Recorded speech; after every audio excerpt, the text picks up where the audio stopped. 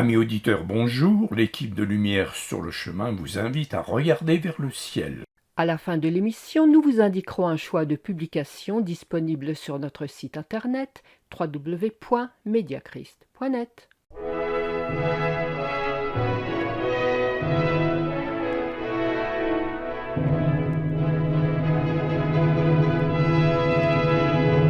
Chers amis auditeurs, il est de bon ton aujourd'hui d'afficher un idéal spirituel. Tout ce qui dépasse le matérialisme peut être considéré comme sympa et doit mériter notre intérêt, pourvu qu'on cherche à élever notre esprit. Cette période de pandémie nous y incite sûrement.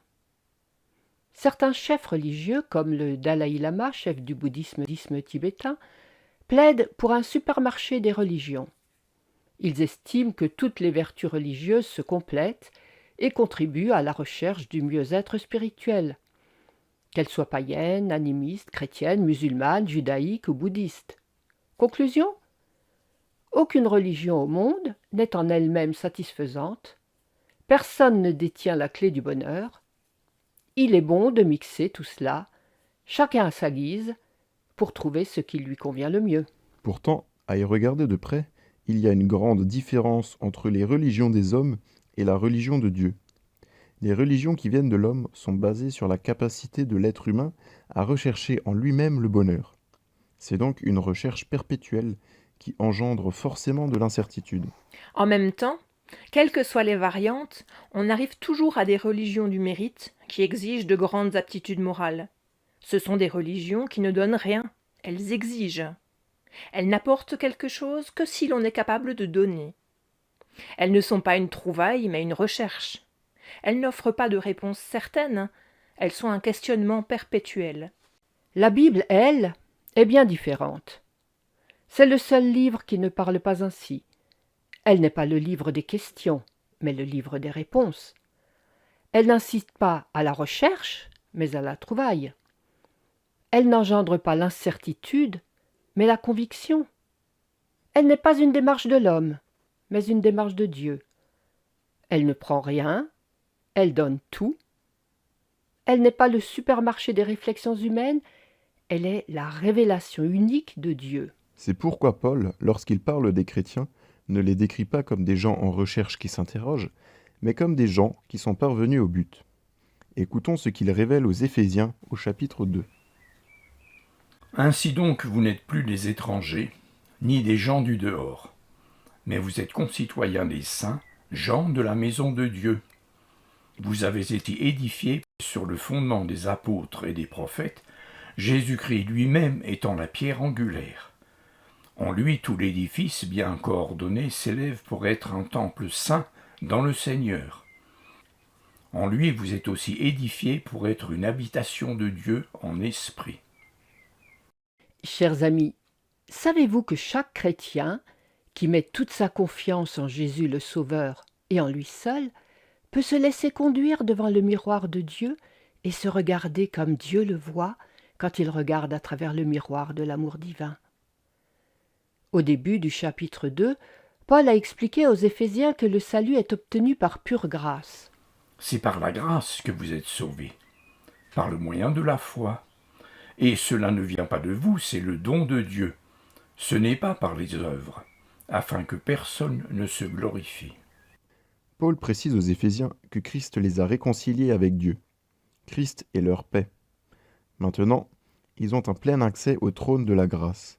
C'est pourquoi il peut ajouter « Ainsi donc, vous n'êtes plus des étrangers, ni des gens du dehors, mais vous êtes concitoyens des saints, gens de la maison de Dieu. » Oui, c'est à vous, c'est à nous, à tous les croyants fidèles à la parole de Dieu, que Paul écrit ces belles affirmations. Il nous gratifie de titres superbes. Il nous dit « Vous n'êtes plus des exclus, pas même des tolérés avec des avantages limités. Non, vous êtes vraiment concitoyens des saints, vous êtes des gens de la maison de Dieu à part entière. » comment est-ce possible ? Grâce à Jésus. Il nous a purifiés par son sang. Pourtant, la confession des péchés nous oblige chaque fois à nous considérer comme des indignes. Mais l'absolution nous invite à nous regarder comme des purifiés. Parce que nous avons été lavés par le sang de l'agneau, Nous ne sommes plus des enfants de colère. Il n'y a plus de condamnation qui nous sépare de Dieu. Le plus petit parmi nous est parfaitement saint, juste et pur devant Dieu. C'est notre vraie beauté et notre noblesse, celle qui nous rassure constamment devant Dieu, surtout lorsque le péché nous accable et que les épreuves de la vie nous attristent.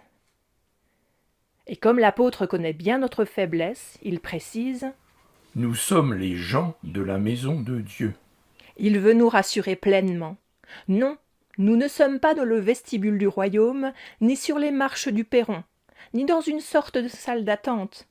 Nous sommes vraiment les habitants de la maison de Dieu.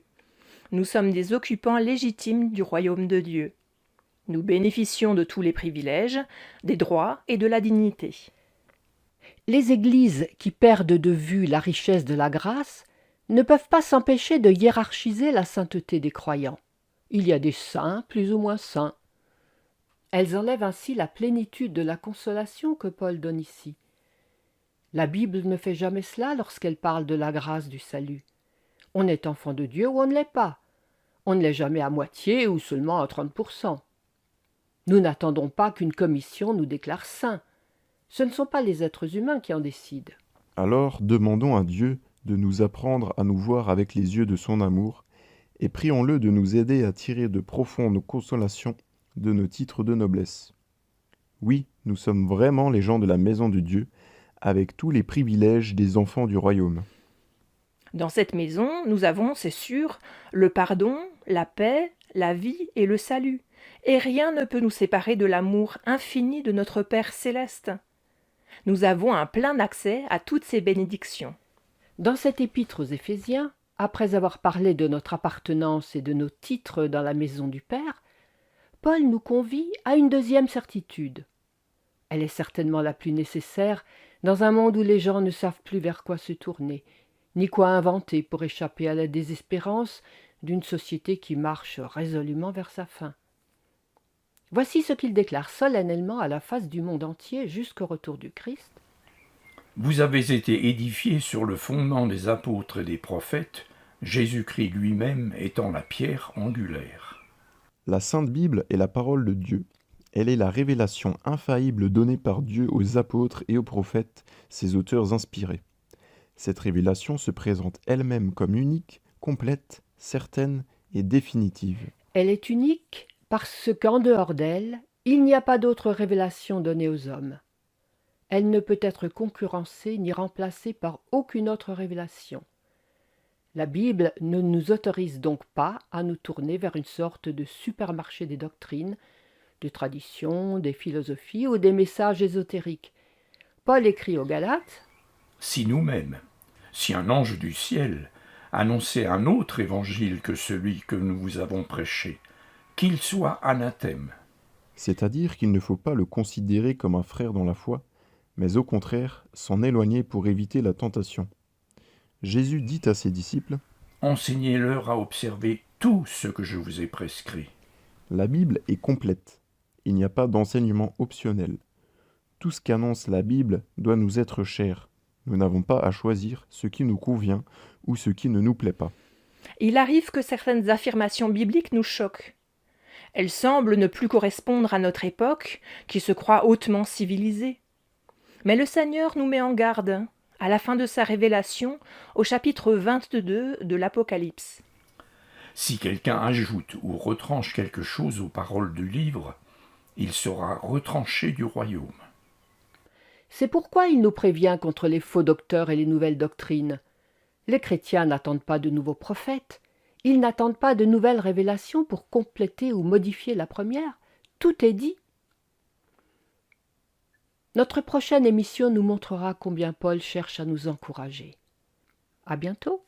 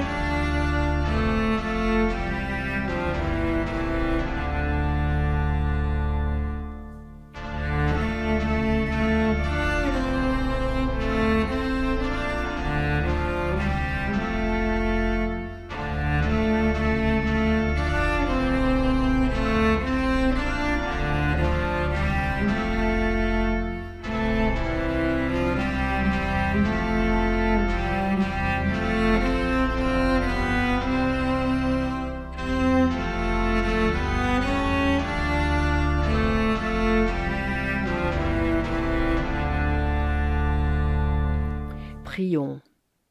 Seigneur, ta parole est la vérité. Elle nous annonce que tous tes enfants sont dès maintenant des concitoyens des saints. Notre vie sur terre est protégée par ton amour. Notre foi repose sur la pierre angulaire qui solidifie tout l'enseignement. Notre foi repose sur le Christ. Seigneur, affermis notre foi et garde-nous toujours sous ton aile protectrice. Amen.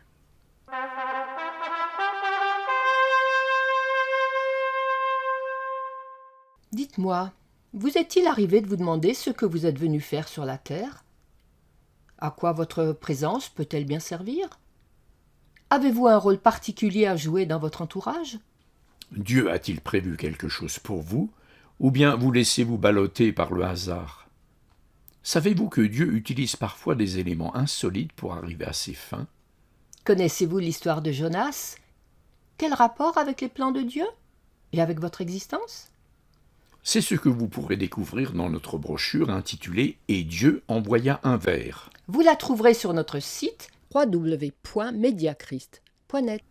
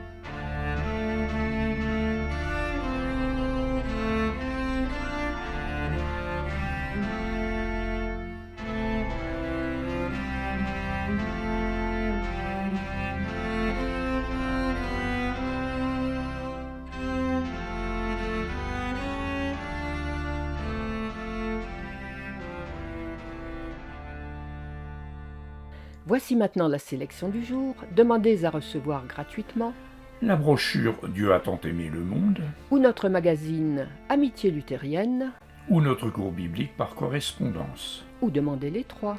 La brochure « Dieu a tant aimé le monde », le magazine Amitié luthérienne et le cours biblique sont gratuits. Adressez-vous à notre site internet www.mediachrist.net. Je répète notre adresse www.mediachrist.net. Vous y trouverez tous ces renseignements, un catalogue de nos publications et bien d'autres informations.